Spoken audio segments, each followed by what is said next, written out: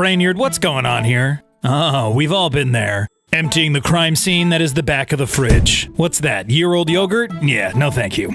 Yep, we've all had to take in a deep breath and hold it to bypass a smelly situation, whether that's walking past a garbage truck or worse, sitting next to a coworker with questionable hygiene. Yeah, we're looking at you, plant-based Tom. Apparently, aluminum-free deodorant also means deodorant-free deodorant. But Brainerd, what if we told you that holding your breath for too long could have some serious health implications? We're talking brain damage, loss of coordination, increased blood pressure, and even unconsciousness. But how long is too long when it comes to holding your breath, and at what point does it become dangerous? Let's get right into it. You don't need us to remind you that breathing is a pretty important part of the equation when it comes to keeping us alive. Our lungs are a pair of pyramid-shaped organs that allow our body to take in oxygen. Every time our lungs take in oxygen, we send carbon dioxide, a gas produced by our cells, out of the body. Because of our trusty lungs, oxygen circulates through our body and to our cells via the blood in order for our body to obtain energy. This is all to say that when we don't breathe, our bodies do not take in oxygen, which provides us with not only energy, but other important functions that are meant to keep us running. If you still doubt just how vital oxygen is to our body, just have a look at what happens to a candle when you put a glass over it.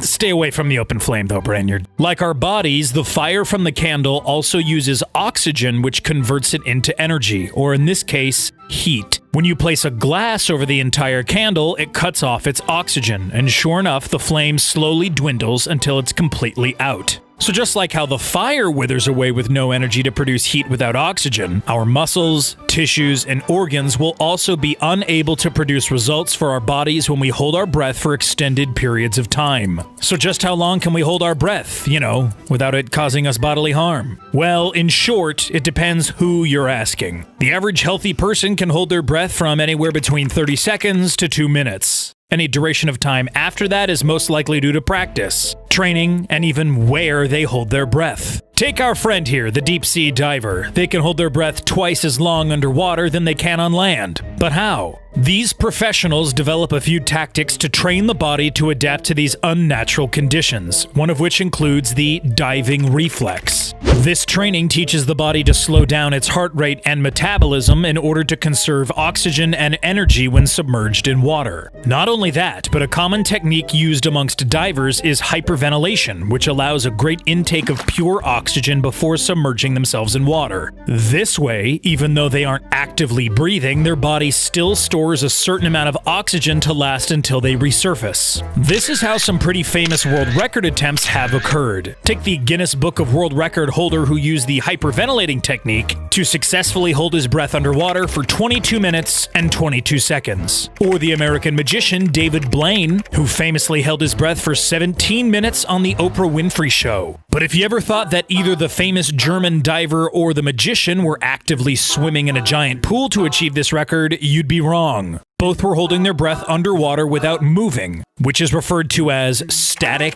apnea in the diving and world record community. There is some contention on whether or not the world record should include those who hyperventilate before their attempted world record, as it seems as an unnatural advantage. That's why there's a separate record recognized by the International Association of the Development of Apnea, which records free diving world record attempts without the use of hyperventilation. But hyperventilation and world records aside, we know what you're thinking, Brainerd. All this breath holding has to be bad for you. Well, it sure isn't great for you, and while we don't recommend it, research has shown no sign of long-term damage to the brain. Yet. So don't go gearing up just to take on a deep-sea diver, Brainerd, because there are certainly some risks. While researchers took a closer look at the brains of divers, they found an elevated level of a protein that could signal brain damage. But findings are not definitive. As for testimonials from deep-sea divers themselves, they say that they haven't suffered any brain damage. Take Dane Stig Severinsen, a previous Guinness record holder, who testifies that he's still up and functioning normally. But what about normal, untrained folks like you who try to hold their breath for too long? In 2016, NBC reported that Oregon City man Nathan Shank fell into a coma after holding his breath for far too long while on vacation. Luckily for him, after 2 weeks unconscious, Shank bounced back, but not without some health complications. He reported having to relearn how to do menial tasks like walk or tie his pants. He also had a difficult time forming longer sentences or talking quite as fluidly as before. But enough about holding your breath underwater. What if we change the venue to space?